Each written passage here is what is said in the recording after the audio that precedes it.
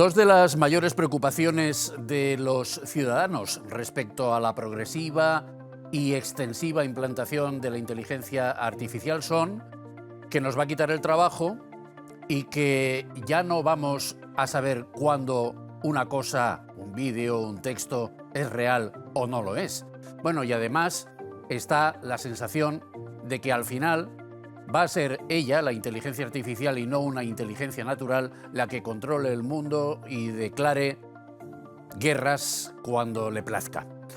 De momento, todos esos miedos están generando debate, estudios, novelas y muchísima controversia, que seguramente no es mayor porque aún no somos muy conscientes de qué es eso que llamamos inteligencia artificial. Venga, pues vamos a intentar aclarar conceptos, definir riesgos, detectar oportunidades, que también las hay, con nuestros tres expertos de hoy. Y vaya expertos. Francisco Toledo, que es doctor en matemáticas, que fue rector de la Universidad Jaume I, de Castellón, en donde ganó las oposiciones de catedrático de Ciencias de la Computación e Inteligencia Artificial, que ya había cátedra de eso.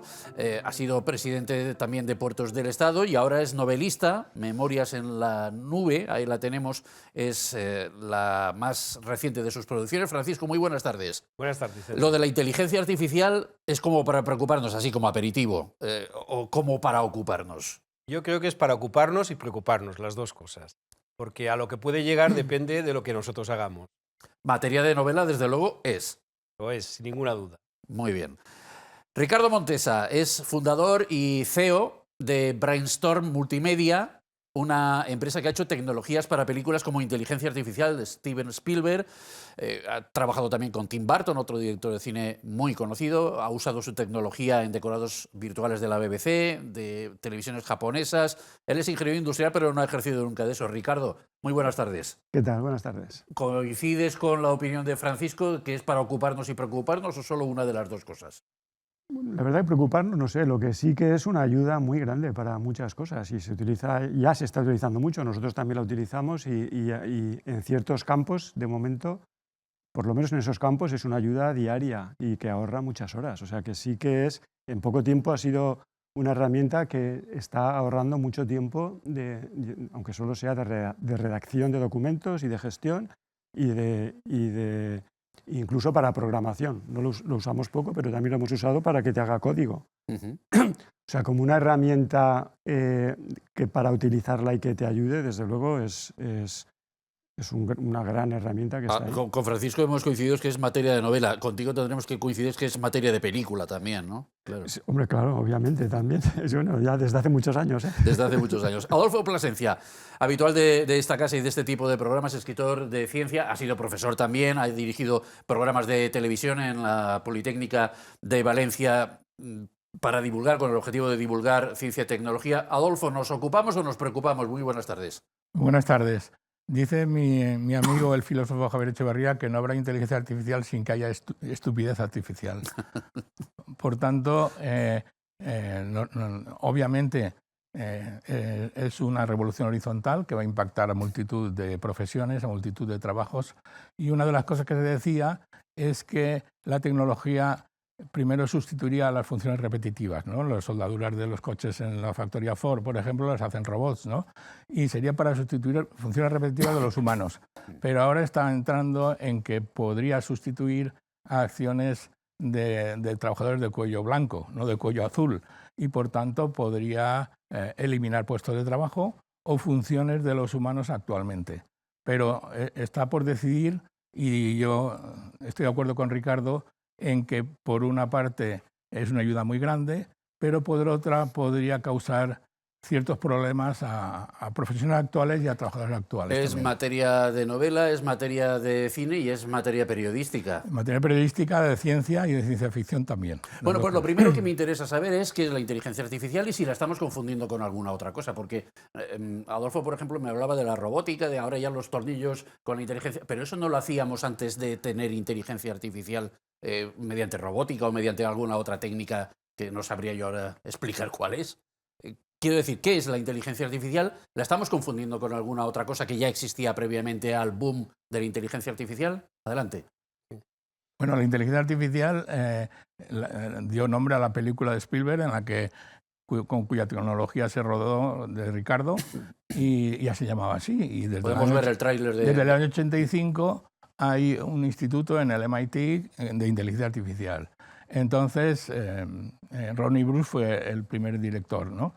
Pero ahora, poco a poco, en los trabajos científicos nunca se la llamó inteligencia artificial, se llamaba Machine Learning siempre.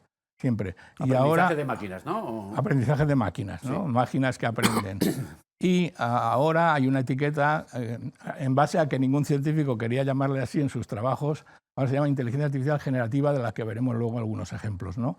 La inteligencia artificial generativa, por ejemplo, es capaz de crear imágenes, o es capaz de crear vídeos o imágenes en movimiento que ya no están filmadas por una cámara, como la cámara que nos está filmando ahora mismo a mí mismo ahora, sí, o a nosotros, sino que los algoritmos crean esas imágenes en movimiento que son de una apariencia extraordinaria y de una apariencia...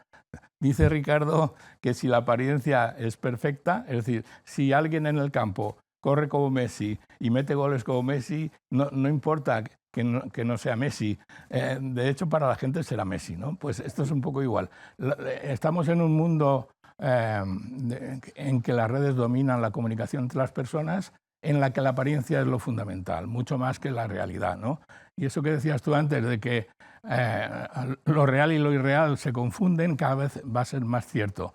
La cuestión es si confundir algo que es irreal con algo que es real va a ser decisivo para la política, para la sociedad, para el trabajo de la gente o no. Ese es el dilema y ese es el debate en que Francisco, estamos metidos. ¿todo lo que nos vende como inteligencia artificial es inteligencia artificial? No, en absoluto. Vale, pues venga, vamos a aclarar eso. En absoluto. Además, ahora parece que hay un interés, parece que vende Sí. el decir que las cosas llevan inteligencia artificial. Mira, yo vi un anuncio hace unas semanas que me pareció una estupidez. Eran unas gafas que llevaban cristales inteligentes. Bueno, eso no puede llevar inteligencia artificial ni puede llevar inteligencia, ¿no? Pero hoy en día, y lo podéis ver en la publicidad, cualquier cosa acaba llevando el apellido inteligente o inteligencia artificial.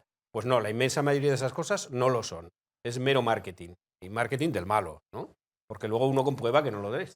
Pero dicho eso, sí que es verdad que cada vez más técnicas de inteligencia artificial se están aplicando en muchísimos campos.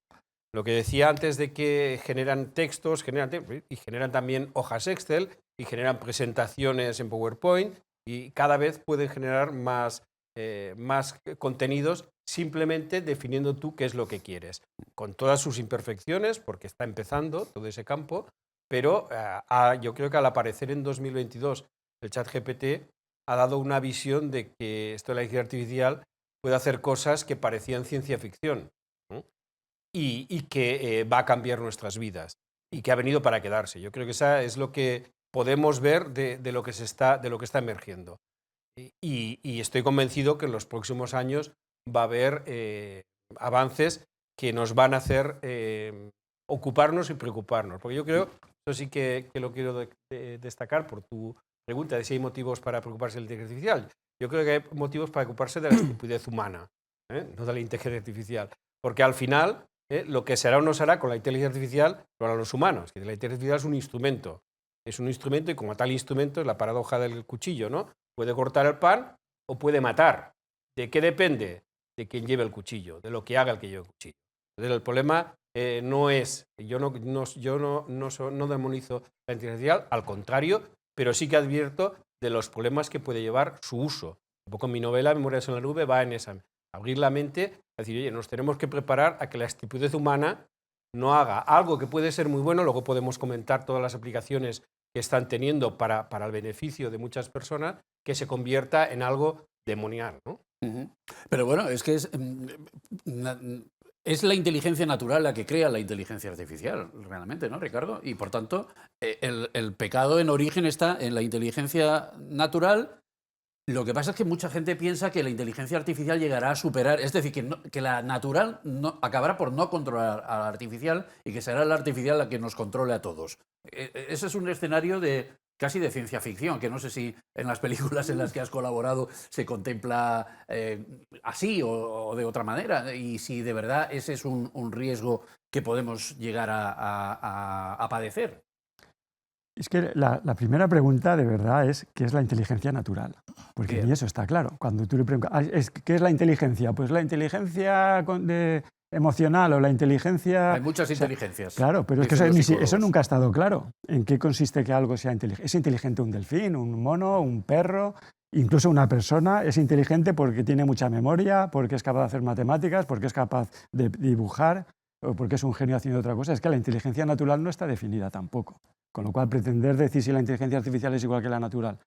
Yo cuando hablamos con Adolfo de esto, digamos, si tú conoces mucho a una persona, yo conozco mucho, y yo podría ser capaz de predecir lo que va a decir Adolfo ante una pregunta, incluso sus gestos, incluso si se va a enfadar, porque lo conozco. Lo conozco son las redes neuronales y las abstracciones que tengo alrededor suyo, de tener un montón de input suyo de muchos años y a través de ese input ahora, frente a unos parámetros, saco unas conclusiones. Pero es que eso es lo que hace la inteligencia artificial.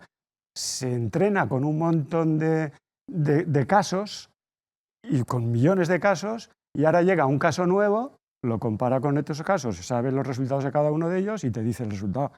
Yo pienso, y mucho antes de todo este boom de la inteligencia artificial, que es que nosotros nos comportamos así. Un niño en cuestión de 2 años es una persona.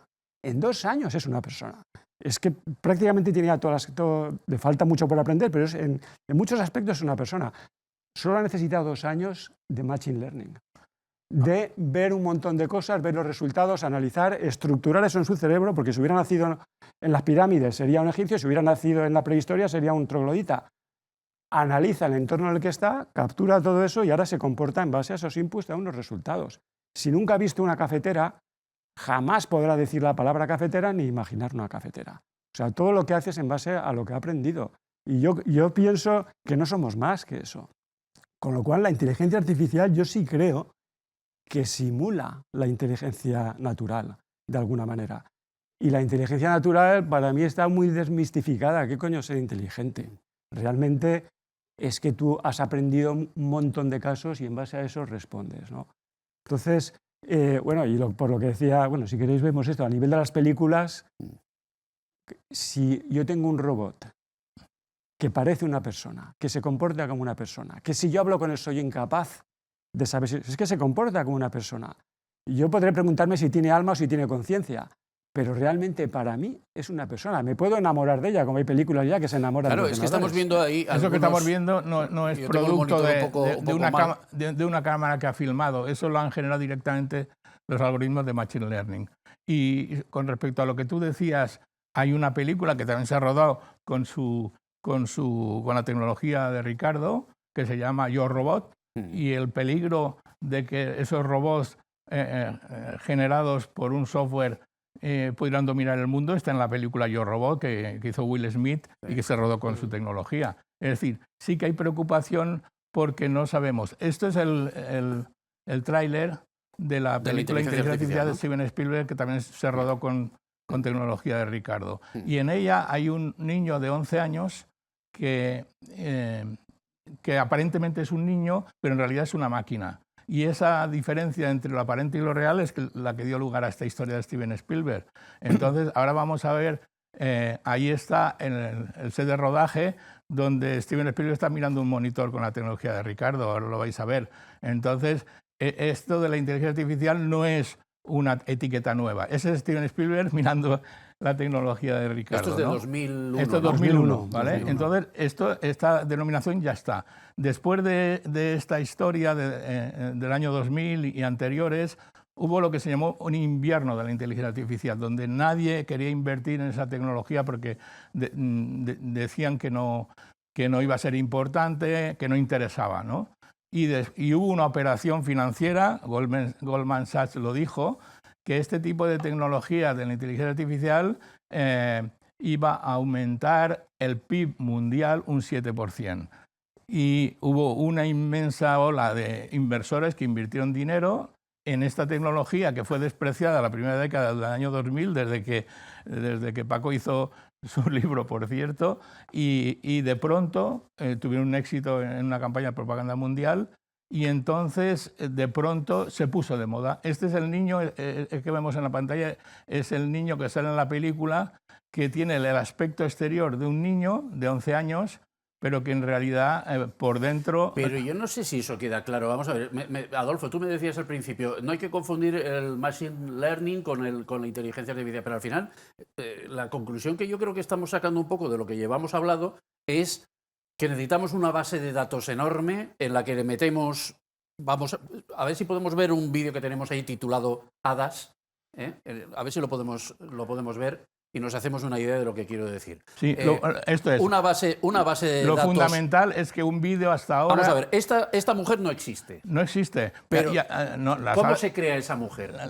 Los algoritmos crean directamente esta imagen en movimiento. Pero háblame de la base de datos. ¿Cómo se hace la base de datos de mujeres para sacar esta...? Pues muy fácil relativamente. Se cogen millones de vídeos de mujeres y se le pide al software que cree imagen movimiento de mujeres muy guapas, por cierto, que tienen alas, que son lo que identifica un hada, y recombina partes o micropartes de esas imágenes de mujeres y nos presenta esa mujer en forma de hada con alas en un escenario, por ejemplo, junto a una cascada. Todo esto, lo principal, para que la gente lo entienda, es que no está filmado por una cámara. Cualquier vídeo hasta ahora se filmaba por una cámara. Esto no está filmado por una cámara. Esto es una persona que ha pedido al software que genere este tipo de imágenes. Vale, pues ahora vamos a cambiar de vídeo. Vamos a ver, y yo le pido a mi realizadora, a Ernesto, a ver si podemos poner el de Bancaja. El de Bancaja. Ricardo es el autor de esto que vamos a ver a continuación y que seguro que está en la memoria colectiva, en la memoria de muchísimos valencianos. Este es el anuncio de Bancaja con el que se empezaban los partidos de fútbol en Canal ¿no? ¿Eso no es inteligencia artificial o sí? Porque eso no está tampoco filmado con una cámara. Claro, eso está hecho precisamente, eso es todo lo contrario a nivel de programación, porque es pura y dura una secuencia, digamos, de cálculo matemático, algebraico, de físicas, de Newton, de los movimientos de todo, que pasito a pasito llegan a producir esas imágenes. En principio no tiene nada que ver con la tecnología esta otra, que es una mezcla de cosas existentes, ¿no? Pero sí que se está mezclando, porque esta tecnología de inteligencia artificial también le puedes decir que algo que ve te lo modele en 3D. Claro. Puede sacar modelados en 3 dimensiones y, o sea, puede extraer las 3 dimensiones de algo y con esas 3 dimensiones hacer cosas que ya se parecen más a la tecnología que hacemos nosotros, ¿no? Si ya la tiene en su interior y ha sido entrenada con toda esa información que previamente han hecho los humanos. Claro, ¿no? es que sí. Paco, sí. Bueno, mira, yo creo que lo que hace es absolutamente sorprendente, ya vemos los ejemplos. Yo el book title de mi novela, de Memorias en la Nube... Vamos a ver si lo podemos poner también invito ahora. a los televidentes a que lo vean en mi página web, que es franciscotoledolobo.com. Está hecho todo con inteligencia artificial, incluso la locución, la voz también es de inteligencia artificial. Bueno, esto está empezando y vemos los resultados que está teniendo, ¿no? Ese es el tráiler, ¿no? Ese es el tráiler, efectivamente. Con lo cual, bueno, pues se ve el potencial que puede tener y el potencial transformador que puede tener. ¿Escuchamos un poquito? Sí. Control total sobre nuestras vidas. En una lucha contra el poder desmedido de la inteligencia artificial, el futuro de millones de personas está en juego. Esa voz dices que tampoco es natural, ¿no? Una historia trepidante que te hará cuestionar el poder de la... Pero sin embargo tiene matices, tiene entonación, tiene... Bueno, ahora ya sabes que se podría perfectamente reproducir tu voz Sí. diciendo cosas que tú no has dicho. Ese es un perfectamente gravísimo posible ya. problema, que lo estamos viendo ahora que hay tantas filtraciones de casos judiciales y todo esto, y de repente hay imitadores que en las redes sociales hacen vídeos memes de los políticos españoles de primera línea, y al final llegará el momento en que no sepamos cuándo de verdad está hablando el personaje al que se supone que estamos escuchando o cuándo se está utilizando una tecnología de este estilo. Con lo cual tenemos un problema ético, moral... No, pero ahí es para preocuparse, claro. Imagínate que te llaman y es tu hija y no es tu hija. O te tocan al timbre de la calle y no es quien dice que es.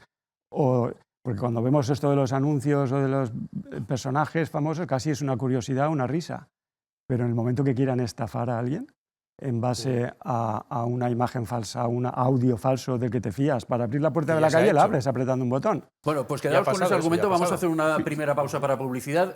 Ahora recuperamos este argumento y ahora recuperaremos el vídeo ese de los personajes famosos, empezando por su santidad Francisco, el Papa, que también ha sido objeto de uso de inteligencia artificial para una cosa que, bueno, es simpática, pero podría ser bastante más seria si lo ponen en situaciones a él o a cualquier otro personaje Inteligencia famoso artificial más generativa. comprometidos. Generativa, pues ahora me lo explicas, Adolfo. Volvemos enseguida.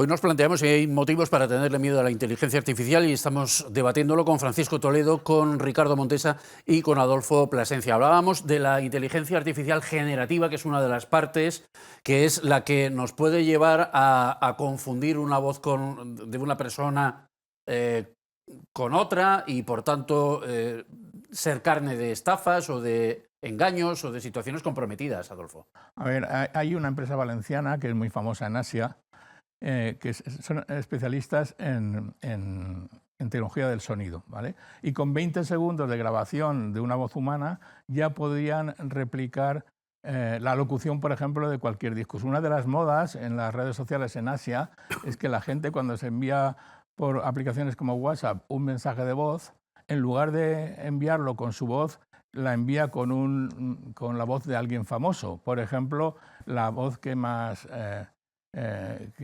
éxito tiene en Estados Unidos es la voz de un actor que todo el mundo conoce, y entonces esa voz... ¿Qué actor?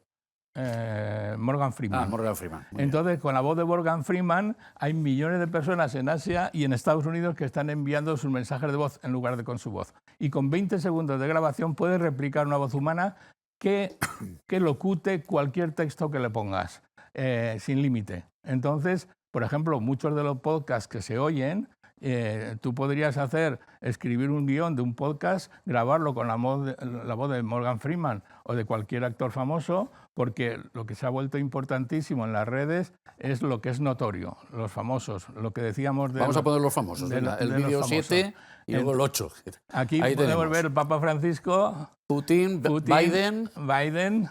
Todo esto está generado Elon Musk. con inteligencia artificial generativa, por los algoritmos. No está filmado con una cámara. Por supuesto lo han entrenado porque el escenario es un desfile de moda y entonces combinan las marcas de lujo con los personajes famosos. Esos personajes tan famosos no necesitan traducción, no necesitan... es poco el gasto. Y entonces aprovechan... digamos... Pero fíjate, ahí a Hillary sí que se le nota que el cuerpo no se corresponde bien con la cabeza. Pero los demás, sí, muchos de ellos no están es. muy logrados. Sí, es muy, digamos, muy espectacular. Y la apariencia, si en un entorno, por ejemplo, de diversión y de entretenimiento, lo que importa es la apariencia y lo que importa es la capacidad de buscar la atención, que de eso viven las redes sociales, convierten la atención y el tiempo de atención de la gente en dinero. ¿Para qué se hace esto? El que hace esto, que yo no sé quién es. Bueno, ¿Se sabe quién es el que lo hace? las marcas. Las propias marcas encargan esto a especialistas y generan un meme que se mueve por las redes, y ese movimiento del meme por las redes que la gente... Vale, de acuerdo. Sí puede tener intereses en las marcas, que luego habría que ver también los derechos de imagen de los... Mira, este es un pase de modelos. Personajes, pero ese otro vídeo que... Fíjate, esto es una combinación de un pase de modelos por el que aparece un surfista. No nos dispersemos. ¿Vale? que esto tiene ese peligro. Ese vídeo que hemos visto de famosos puede tener... Eso es un meme. Sí, es un interés. Es un meme que se hay pone en la red que tienen un y interés, la gente... y el de los políticos españoles que se juntaban en Navidad... no sé si lo tenemos a mano, pero vamos, se veía Pedro Sánchez con Feijóo y se miraban adobados, arrobados, mejor dicho. Y con Taylor Swift es ahí que interesa Trump, como si se hubieran reconciliado. Vale, ¿qué interés hay ahí? Lo que hay un interés es que eso lo sueltan en las redes sociales y hay millones de personas que empiezan a compartirlo con otros. Y eso es un negocio enorme para las plataformas. ¿Por qué? ¿Por qué? ¿Cómo se monetiza? Porque se monetiza, ¿cómo estamos? Haciendo que las métricas de audiencia de un determinado meme se conviertan en unas cifras que venden a los anunciantes. Claro, los hay Rufián y Abascal. Eso es. Puigdemont y... Esto es más real, ¿ves? Porque se han visto esta semana. Bueno, o sea que... entonces, la pregunta es, ¿en qué es esencial que lo verdadero y lo falso se distingan y qué consecuencias puede tener eso? Por ejemplo, en política, por ejemplo... Paco, tú has sido político. ¿Te imaginas? Y bueno, yo creo que estas cosas son ironías que en el fondo lo que hacen es llamar la atención y, como bien ha dicho Adolfo, incrementar audiencia. Al final la audiencia en los medios, en las redes sociales, no son más que un medio, pues lo que hacen es incrementar el interés de anunciantes y el interés de los sectores económicos, ¿no? Todo esto no sí, pero las fin. plataformas han conseguido una tasa de beneficios que no ha conseguido nunca en la historia de la economía ningún otro tipo de empresa. El modelo de negocio en que se basan es que convierten el tiempo de atención de la gente en dinero. Claro. Con una tasa de beneficios enorme. Ese es el negocio. Y cuando tú combinas caras que todo el mundo en 130 países reconoce y le interesa, es que la gente inocentemente lo que hace es le llega en un mensaje de WhatsApp ese vídeo y lo envía a todos sus amigos. Y entonces la gente en realidad está trabajando gratis para las plataformas porque no se da cuenta de que su tiempo y su atención, que es por lo que compiten todas las plataformas y todos los medios de comunicación, lo convierten en beneficios económicos unas pocas empresas. La cuestión es que esas pocas empresas, mediante este modelo de negocio, han conseguido un poder que está ya por encima de los estados. Y esos vídeos que hemos visto en parte... Bueno, Ricardo, sí, decía que yo creo que en realidad es una tecnología que empieza, y eso para mí no son más que juegos, son juegos de la gente. Pero tú imagínate ahora quieres hacer una película y la puedes hacer, o un anuncio, que ya los hay, y lo haces usando esa tecnología. Por una fracción del coste real que cuesta ahora hacer una película con actores de verdad, que se mueven de verdad, con todo, si tú la puedes hacer prácticamente con un guión escrito, imagínate lo que eso cambia. Con actores que ya están muertos, o los podría con recuperar. Actores que están muertos o nuevos, me da igual. Nuevos, pero lo que quiero decir es que esto, utilizarlo para abaratar los procesos de creación, eso está por llegar. Esto es una cosa que está empezando a vivir. De hecho, ya pasó algo así con los dibujos animados. Este vídeo que antes se hacían a mano, hasta que ahora en 3D, todos son 3D. Este vídeo que estamos viendo es un meme típico. Ponen personajes ya fallecidos, cada uno de una generación distinta. Es decir, que a unos les interesa Jimi Hendrix, a otros conocen a Steve Jobs, que se ve ahora. Todo esto está generado por los algoritmos y no lo ha filmado nunca una cámara. Ponen una cosa en común, que es la llama, en todos ellos. Pero son personajes famosos ya fallecidos, Elvis Presley, de diferentes generaciones. Eso lo sueltas en la red y y esto llama mucho la atención y lo retuiteas. Lo retuiteas, pero cuando estás retuiteando eso y moviéndolo, estás generando negocio para las plataformas sin que tú te des cuenta. Entonces, el tiempo que dedicas a eso, ellos lo convierten en dinero. A mí me gustaría mucho que dedicáramos una parte del programa a hablar de los riesgos para las personas de todo este tipo de cosas, porque esto es muy goloso, es muy vistoso, es bonito incluso, es estético. Los vídeos de chicas que hemos visto antes y que podemos recuperar alguno de ellos, estos del futuro, estos por ejemplo, vamos, son muy atractivos y muy sugerentes. A ver, no solo son eso, sino... Pero esto a lo mejor luego genera problemas... Yo qué sé, de anorexia en las jóvenes o de... Y problemas con los derechos de autor de las imágenes con que han sido entrenados los modelos lingüísticos. Hasta llegar a situaciones verdaderamente graves porque, y eso también me gustaría que lo abordáramos, hay algunas sospechas de que a algunas personas se les ha impulsado a tendencias suicidas, y lo digo así con toda la paráfrasis, porque... Hay niñas de 12, de 14 años que se han suicidado después de ver miles de vídeos de suicidios en la red. Y hay foros en los que se habla de autolesiones y eso provoca... hay una cosa que es una ilusión, que es que cuando estás conectado estás acompañado, pero la conexión es única. Y la haces siempre solo o siempre sola, ¿no? Pero esos son vídeos de gente que intenta suicidarse y a ver, hay gente más vulnerable. ¿Quiénes son más vulnerables a los peligros de este tipo de cosas y de las redes? Las personas que están empezando a generar su personalidad y que son los niños. Por eso estos vídeos, los estéticamente bonitos, los de alguien que intenta suicidarse, pues es lo que es. Pero ¿y estos otros qué peligros encierran, Paco? Bueno, yo creo que la pregunta que tú planteabas de si tenemos que ocuparnos o preocuparnos, Sí. yo ya iría un poco más allá. ¿Por qué tenemos que ocuparnos y por qué tenemos que preocuparnos? Muy Porque bien. yo creo que son las dos partes. Yo creo que nos tenemos que ocupar porque la inteligencia artificial ha llegado para quedarse y aporta una eficiencia y una manera de hacer las cosas que va a ser ya imposible de dejar, ¿no? Por tanto, como decía Darwin en su lección de la evolución de las especies, pues la especie que no se adapta a los cambios desaparece, ¿no? Al final no son las más fuertes las que prevalecen, sino las que mejor se adaptan a los cambios. Y hay que adaptarse a ese cambio. Entonces yo creo que por eso nos tenemos que ocupar, porque ha venido para quedarse, va a impregnar todos los sectores y por lo tanto la única opción válida es adaptarse a ello.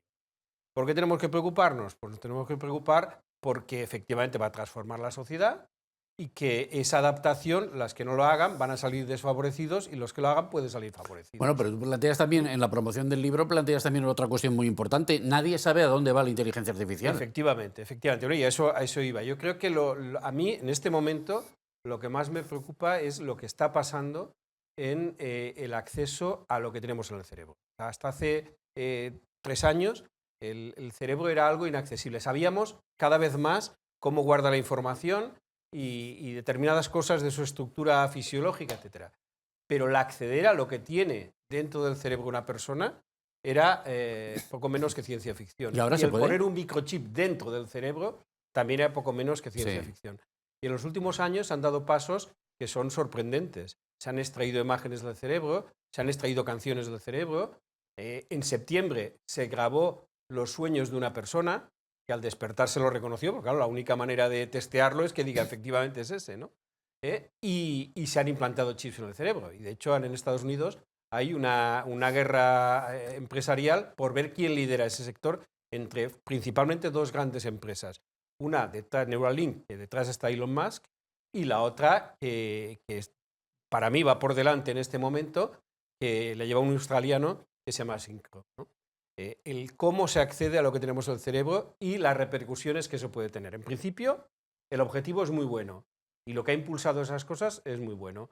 Enfermedades como el Parkinson, como los trastornos obsesivo-compulsivos, como la epilepsia en grado severo, ha logrado paliarse con los chips que se han implantado en el cerebro. Y eso ha hecho que esas técnicas vayan adelante. Pero claro, es que ya se ha ido más allá. Ya se está pensando, y Elon Musk lo ha dicho, él ha invertido $5.000 millones en su empresa y él quiere grabar los pensamientos. Eso nos parece impensable. Nos parece ¿Cómo? impensable. Bueno. Pero cada vez yo creo que con esas dos herramientas, y es lo que a mí me impulsó a escribir la novela, las herramientas de poder sacar información del cerebro, aunque sea ahora muy incipiente, y el poder implantar un chip en el cerebro, la conjunción de esas cosas ha abierto la puerta Eso al es hackeo del un cerebro. hackeo en toda regla. Ha abierto la puerta al hackeo del cerebro. Pero, Ricardo, yo me acuerdo, en las películas de ciencia ficción antiguas ponían el cerebro de no sé quién y lo conservaban ahí en un líquido con la esperanza de que en un futuro de ese cerebro de un genio, para el bien o para el mal, porque podía ser un criminal o podía ser Frankenstein o quien fuera, en fin, fuera utilizable. Nos estamos encontrando con eso. De otra manera, sin el cerebro conservado. Fíjate, no, bueno, más que por ahí yo estaba pensando en la empresa nuestra se llama Brainstorm en homenaje a una película de Doug Trumbull que se llamaba The Brainstorm Project, muy antigua, una película antiquísima, en la que se creaba realidad virtual de verdad, como está diciendo un poco respecto a la inteligencia artificial, hay un paralelismo, en el sentido que tú te ponías un casco y es que ese casco en base a unas ondas cerebrales te hacía soñar, o te hacía una realidad. Tú veías una realidad que te la proponía ese casco. De manera que se podía incluso grabar en una cinta y reproducir. Otra persona se ponía el casco y reproducía lo que otra persona había pensado o sentido. Eso era una realidad virtual de verdad. Sí. Era un sueño realmente. Tú te lo pones y vives en otro mundo ya. No son las gafitas que tenemos ahora que te producen visualmente una realidad. Y eso que en aquella película se planteaba como de verdad la realidad virtual, sí que de verdad producía un mundo, y es un poco lo que estamos hablando ahora, y desde entonces ya se hacían las películas, de crear un mundo que te puede venir de otra persona, te puede venir grabado. En aquella película graban la secuencia, al final se muere una persona y se graba muriendo. de manera que se lo pone otro y casi se muere también Me has hecho spoiler. de experimentar lo que hacía el otro, ¿no? Y yo lo estaba pensando paralelismo con lo que de verdad la inteligencia es inteligencia artificial o es una cosa que parece pero no es, ¿no? Claro. Y en fin, yo creo que sí que para mí, pues está ¿qué es el alma? ¿Qué es la conciencia? Eso no lo sabe nadie. ¿Qué es el dolor? ¿Qué es la alegría? ¿Cómo se programa eso? Si por mucho que algo se comporte como una persona, porque hay un software detrás que lo hace comportarse como una persona, ¿en qué consiste programarle el dolor? ¿En qué consiste programarle que está feliz? No, pero a lo mejor sí es más fácil hackear determinadas cosas de las que se supone que están albergadas en el cerebro que otras. No sé, imágenes. A lo mejor sentimientos no, pero imágenes sí. No sé. A ver. Pero espera, para mí la consecuencia final es, en cualquiera de los casos, si eso que hay ahí detrás, que interactúa contigo, se comporta, incluso cuando hagan robots con piel y con pelo y todo, se comporta como una persona. Para ti es una persona. Si nadie te dice nada, lo detectas como una persona. Tú puedes preguntarte si tiene alma o no. Pregúntatelo tú a ti mismo, porque ese para ti es exactamente igual que una persona. Y realmente te la reemplaza a todos los niveles, ¿no? A ver, los científicos dicen que la inteligencia artificial generativa, que es de la que estamos hablando y la que genera esas imágenes que acaban de ver los espectadores, ha venido para aumentarnos, es decir, para mejorar lo que hacemos y para hacernos mejores. Pero hay mucha gente, en el mundo será empresarial, los modelos que salen ahí, o sea, mejorar los modelos, pero... Que piensa que si, a ti y a mí, ¿cómo los mejora eso? Sustituye a muchos empleados de su empresa, ganará más dinero. Pero hay otra cosa más en relación a lo que también a lo que dice Ricardo. Este tipo de tecnología va a afectar, como dice Paco, a múltiples profesiones. La preocupación sería si en lugar de aumentarnos y ayudarnos a hacer las cosas mejores de forma más eficiente y de forma más eficaz, viene a sustituirnos. Y la cuestión es a qué nivel puede sustituir las funciones humanas y en qué trabajos. Ese ¿no? debate yo lo recuerdo de cuando los robots, cuando se implantaron de forma generalizada. No, si la película Yo Robot... vienen a quitar puestos de trabajo. La cuestión es que si viene a quitar puestos de trabajo y qué puestos de trabajo. La pregunta es, si nosotros podemos, con la ayuda de una inteligencia artificial generativa, generar trabajos de mejor calidad y de forma mucho más eficiente y necesitamos menos gente para hacerla, pues es lo que ha pasado con los robots de soldadura de la factoría Ford. Esos robots se supone que han eliminado los puestos de trabajo de los soldadores que estaban ahí 3 turnos por día y por noche, ¿no? Entonces la cuestión es en qué cosas deberían sustituirnos y en qué cosas no. Dice José Hernández Zorallo. José Hernández Zorallo es un profesor de la Universidad Politécnica y investigador en Cambridge también, que es especialista en inteligencia artificial. Fue uno de las 2 personas únicas españolas que las contrató OpenAI en su equipo rojo para evaluar el ChatGPT. Y entonces hay una cosa en la que difiere un poco de lo que dice Ricardo, me ha dicho antes, que es cualquier tecnología que viene es la siguiente. Es decir, si ChatGPT 3 fue como fue y el ChatGPT 4, que es el que han estado evaluando este equipo rojo, es mucho mejor, ¿cómo será el ChatGPT 6, el 7, el 8? Pues han llegado al 4, ya no hay 5, ya no hay 6, ya no hay 7. No de momento. Es tan caro y tiene el construirlos y el entrenarlos que ha interrumpido esa evolución lógica de la informática que es el 1.0, el 2.0, el 3.0. Eso no siempre es así. No siempre, como dice Rodney Bruce, no siempre cualquier tecnología digital siempre es mejor la siguiente generación. La estrella de la inteligencia artificial puede que una tecnología descarrile el ChatGPT, ¿no? Y esa línea que llevaba del 4, del 5, del 6 no tenga continuidad. A ver, Paco. Ahora mismo es el buque insignia, efectivamente. Pero yo quería introducir otra derivada en el debate. Todos conocemos cómo se comportan las gigantescas tecnológicas, que tienen un poder superior al de los estados, ¿no? De hecho, entre las 10 empresas más grandes, sus beneficios el año pasado, no su valor en bolsa, sus beneficios fue superior a la suma de los 106 países, el PIB de 106 países, ¿no? Tienen un poder tremendo y todos sabemos por las multas que les han impuesto tanto en Estados Unidos como en Europa, el que hacen un poco lo que quieren, se pasan la ley por sus propios filtros y usan nuestros datos sin nuestro consentimiento. Han usado, los obtienes en nuestro conocimiento, incluso nuestras voces, etc. yo lo que me pregunto es, bueno, ante esto, ¿qué puede pasar si tienen acceso a lo que tenemos en el cerebro?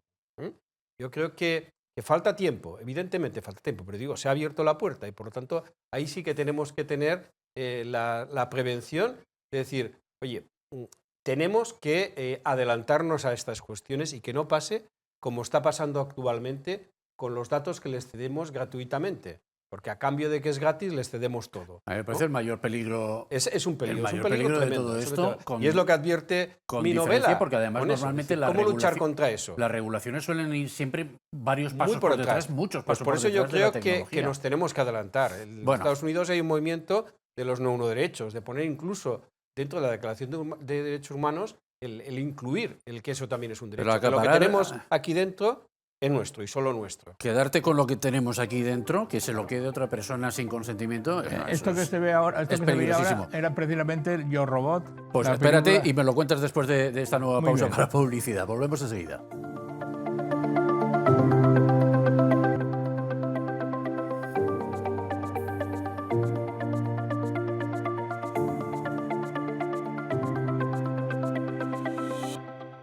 Para tenerle miedo a la inteligencia artificial, lo estamos hablando con Francisco Toledo, con Ricardo Montesa y con Adolfo Plasencia.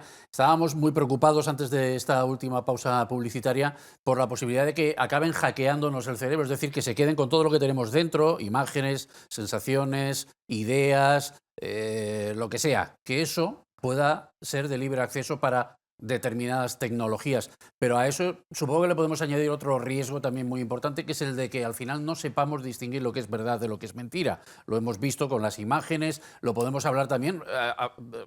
Decía Adolfo que hay determinadas profesiones que el periodismo con el ChatGPT y con otras herramientas, pues puedes componer textos, puedes componer noticias con apariencia de ser reales que a lo mejor no lo son.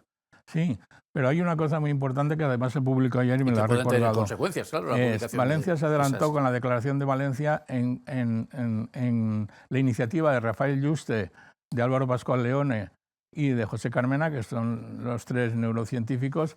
Dos de ellos valencianos, creo recordar. Dos valencianos que son los que también están al frente en la parte científica del nuevo Centro Nacional de Neurotecnologías, y Rafael Yuste propuso desde la Universidad de Nueva York, de Columbia, el que hubiera una serie de derechos que se añadieran a la lista universal de derechos humanos, que se llaman los neuroderechos, y él propuso cinco ítems. Eso tiene que ver con lo que ha dicho Paco, de que tienen la posibilidad de acceder directamente a algunas máquinas al cerebro. De hecho, en las redes sociales, a través de los móviles, son capaces de modificar la conducta a gran escala de millones de personas. Es decir, que el móvil está midiendo con sus acelerómetros, con sus sensores, tus estados de emoción, y los picos que coinciden con lo que estás viendo en la pantalla y con tu pico de emoción, de eso te están enviando todo el tiempo a través de las redes sociales información de esa que te emociona, ¿no? Las emociones son,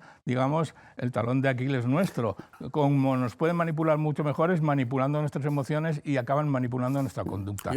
Pero si llegan directamente al cerebro y a nuestras emociones, que ya pueden hacerlo, una de las cosas que hay que hacer, que dice Rafael Yuste, es que haya una serie de derechos universales que no están en la lista de derechos humanos y que hay que aumentarlas, que se llaman neuroderechos. Los derechos universales luego se los pasan por el forro con relativa frecuencia gobiernos y organizaciones.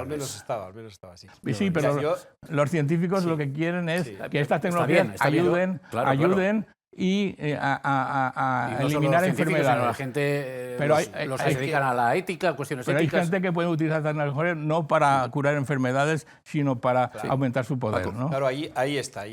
Lo que he dicho antes, es decir, al final depende de lo que hagan las personas, ¿no? La tecnología no es buena ni es mala, es un instrumento.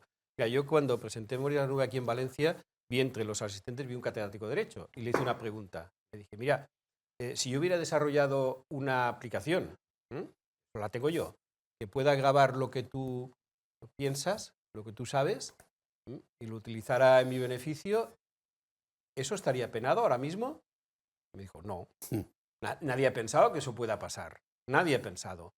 Bueno, ¿y si pasa? Estamos avisados ahora. ¿Y si pasa? Ahora yo creo que nos tenemos que adelantar a todas esas cuestiones en sentido positivo. ¿Y hay alguien que está haciendo eso, Paco?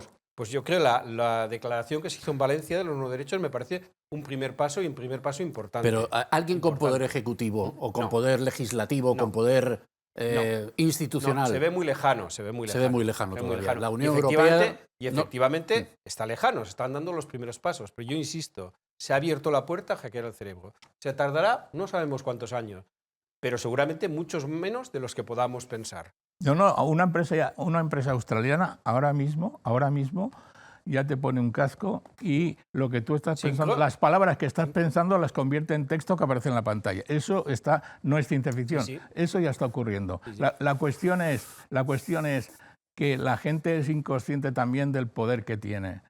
Si hay millones de personas que están dando con su tiempo y su atención dinero a ganar estas plataformas, de pronto imagínate que 1.000 millones de personas deciden de pronto salirse de una red social. Esa red social desaparece. Eso querían hacer con Twitter, ¿no? Con X. Sí, bueno, ya se han hecho algunos ensayos, incluso en la bolsa, de que hay una serie de millones de usuarios que si se pusieran de acuerdo y decidieran hacer huelga... Porque nos tienen esclavizados, ¿no, Ricardo? Nos tienen trabajando para ellos.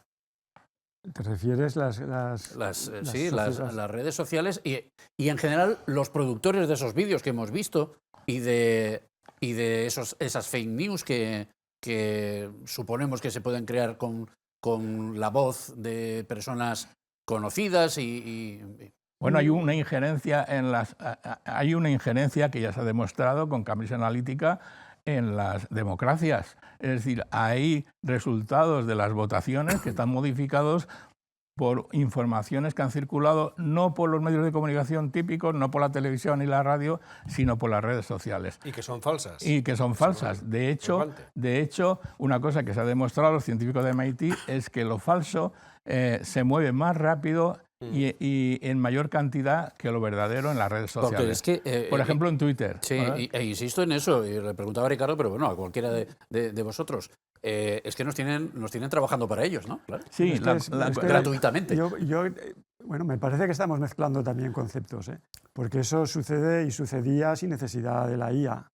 El falsear información es el pan nuestro de cada día, de los políticos, de los medios y de todo. Pero desde hace mucho tiempo, por eso todos los medios están comprados y todo. Igual a que hasta incluso yo pienso que el tema del control ya venden casquitos, en Internet por 2.000 euros tienes unos casquitos que te los pones... Y por 600 y por 600. Y te dicen si estás contento, si estás triste. Madre mía. Y puedes analizar ese tipo de información para, por ejemplo, se utiliza para saber si una serie va a tener éxito. Pues le ponen los casquitos a la gente y a ver cómo reaccionan ante ciertas cosas, ¿no? Pero...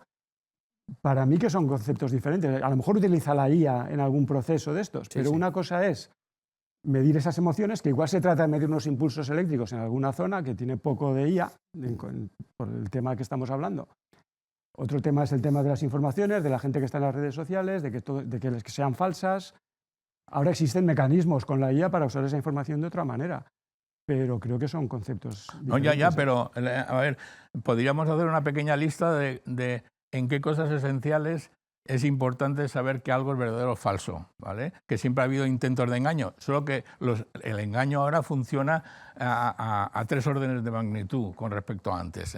La cuestión es que hay instrumentos como el móvil para llegar a la cabeza de la gente o al cerebro de la gente directamente a cada persona, y hay el 100% de la gente, es la tecnología que ha llegado antes al 100% de penetración, es decir, que hay más teléfonos móviles y líneas de teléfonos móviles que personas. Claro, pero una cosa es el clickbait que te dice, mira cómo vive esta persona, no sé qué, y luego pinchas y no tiene nada que ver lo que te anuncian con lo que estás contando, que no esa suplantación de la voz de Pedro Sánchez, por ejemplo, diciendo que va a declarar la guerra a Marruecos y luego pues se ve pero, que... quiero decir, ahí sí que interviene la inteligencia artificial. Que algo sea verdad o no.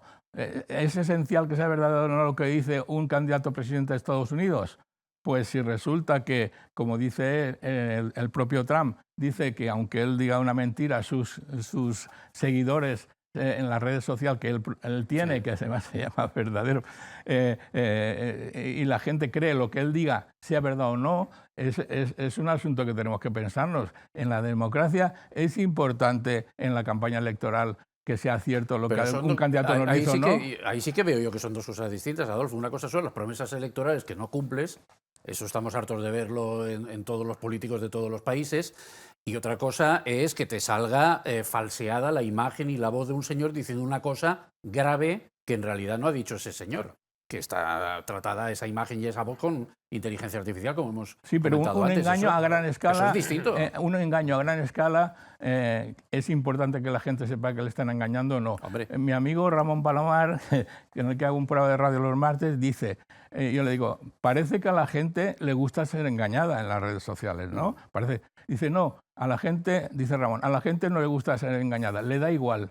La pregunta es, ¿nos da igual que nos engañen o no en toda la escala? ¿Según en qué? Según en qué. Bueno, esa es la lista de... Ver los qué. vídeos estos de los desfiles y de las modelos y de los personajes famosos desfilando con marcas de ropa y te da un poco igual, porque dices, bueno, Pero ¿en qué cosas es divertido, es no sé ¿En qué. qué cosas no nos debería dar igual que nos engañen? Esa es la lista de cosas que deberíamos tener presentes para nuestra vida y para nuestra forma de actuar en el mundo, ¿no? Ya. Tenemos ahí 2 libros, me gustaría hablar un poquito de ellos. Paco ya ha hablado de su libro, como Umbral, que es lo que toca, pero cuéntanos qué es Memorias en la Nube. La nube ¿De dónde y a dónde vas? Sí, ¿dónde voy? Pues partió de que en 2020 leí que un grupo estaba trabajando en cómo sacar imágenes del cerebro, ¿no? Y yo dije, bueno, lo van a conseguir. No creía que tan pronto, también os lo digo, pero lo van a conseguir. Y eso me hizo elucubrar un poco dónde nos podía llevar esta tecnología, qué peligros podía tener.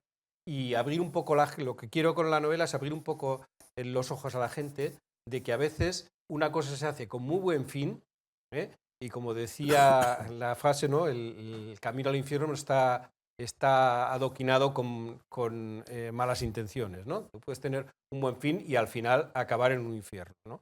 Entonces, en la novela lo que pretendo es abrir los ojos de dónde puede llegar eso. Y la novela, en el fondo, es una lucha de David contra Goliat en el siglo XXI, de 4 jóvenes que se van dando cuenta de que una empresa tecnológica, de ser una tecnología para eliminar los atentados y para eliminar los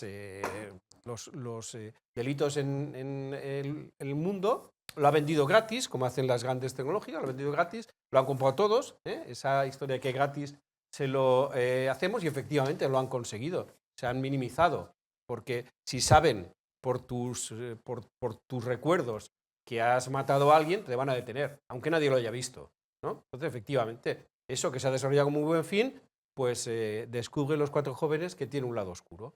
Y ese lado oscuro provoca una guerra de los 4 contra el gigante tecnológico. Y en la novela lo que se hace es eso y se hace la reflexión de cómo tenemos que comportarnos ante este tipo de situaciones y abrir los ojos de que no siempre las buenas intenciones acaban en un buen fin.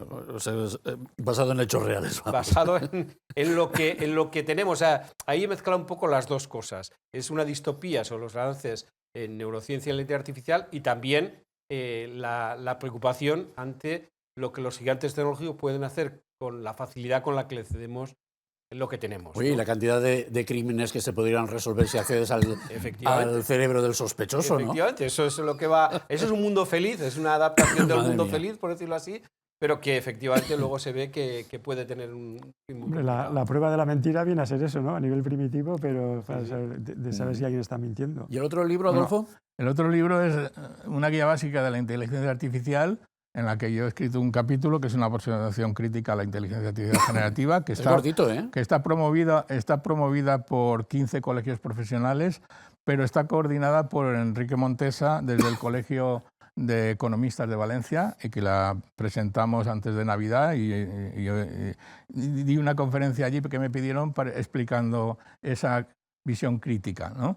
La cuestión es que hay muchísimos autores que han escrito su capítulo y yo soy un poco el que ha escrito el capítulo del hereje, porque digo que para escribir ese capítulo ni una sola frase ni una sola palabra de mi capítulo está pedida al ChatGPT para que lo escriba.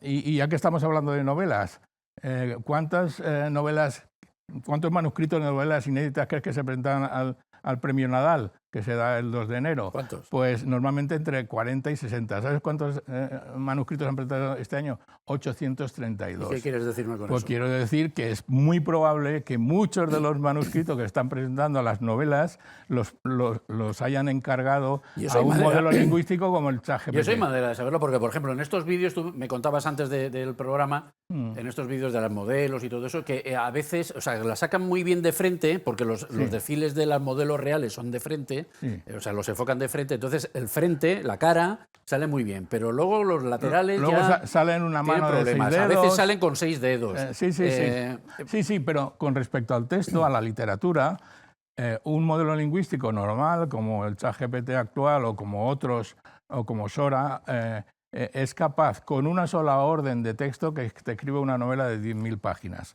La pregunta es, ¿da igual que una novela esté escrita por un software en lugar de por un escritor o no da igual? La cuestión es que hay gente que piensa, los solucionistas piensan que si la novela divierte y la novela es divertida y está bien escrita, no importa que le haya escrito un software. Eso es una pregunta porque la inteligencia artificial, sobre todo la generativa, una de las cosas que está entrando ya no es en sustituir a los soldadores de la factoría Ford, sino está empezando a sustituir a los escritores y a las actividades creativas. Sora, de OpenAI, ya genera estos vídeos y ya es capaz de generar imágenes en movimiento y entonces no sé si sustituirá a los cineastas o no. La cuestión es que las actividades creativas, la música, está pasando lo mismo con Spotify, que está llenándose de, para mí, basura sonora. ¿Qué tipo de basura? ¿Qué quieres decir con basura? Pues que es música que suena parecida a las canciones de determinados cantantes. ¿Plagios?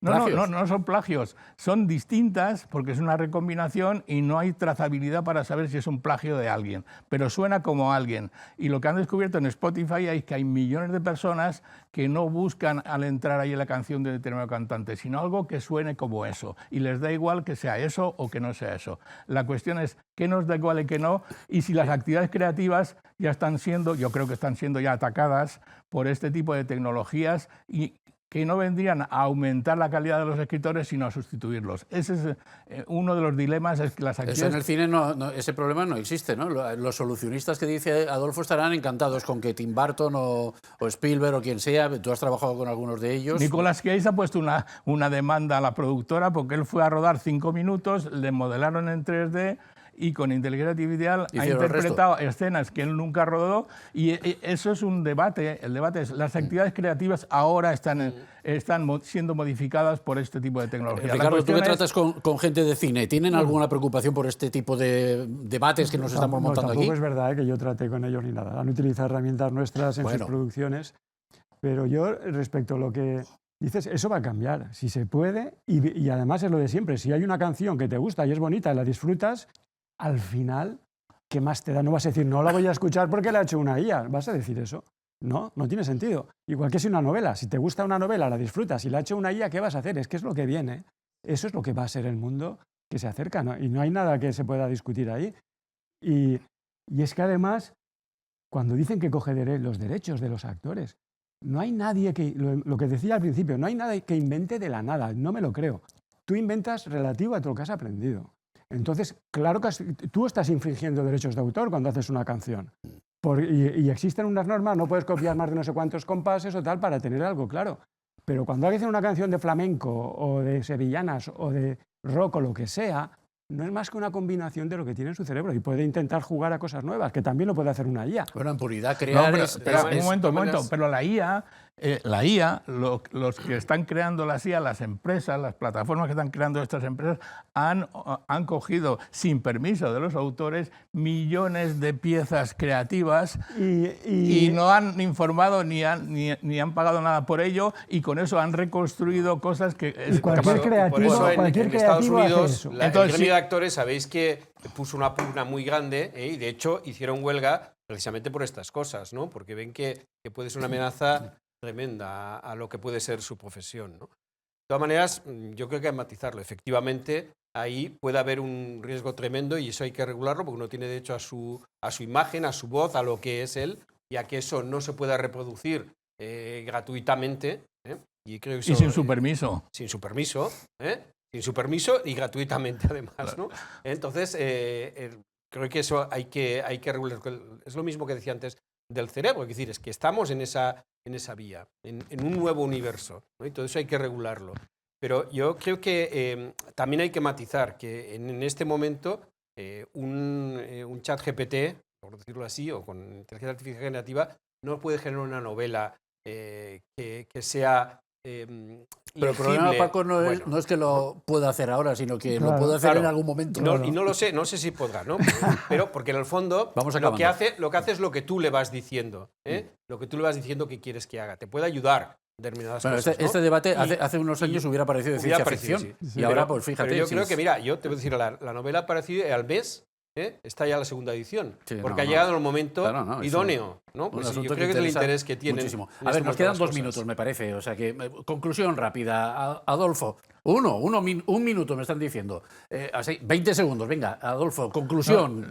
¿Nos preocupamos o no? La pregunta es, ¿hay que preocuparse en todas las actividades creativas? Quiero la respuesta. La pregunta ya la tengo clara. Sí que hay que preocuparse en todas las actividades creativas de si estamos dispuestos a que el software nos sustituya a los que hacemos actividades creativas o no. Hay que preocuparse. Ricardo.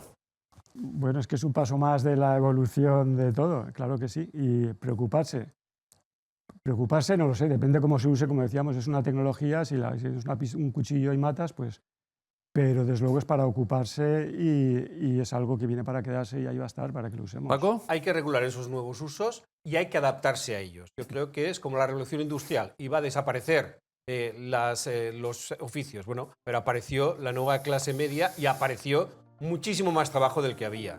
Entonces, hay que adaptarse, preocuparse y adaptarse. Bueno, como ahora han podido ustedes comprobar, en realidad somos modelos recombinados de millones de imágenes de otros presentadores y contertulios de otros programas de televisión, pero bueno, ya más o menos yo creo que ha quedado claro qué es la inteligencia artificial y hasta dónde nos debemos ocupar y preocupar de esta nueva tecnología. Adolfo, Paco, Ricardo, muchísimas gracias a los tres por vuestra participación y a ustedes, señoras y señores televidentes, como siempre les digo, queden ustedes con Dios.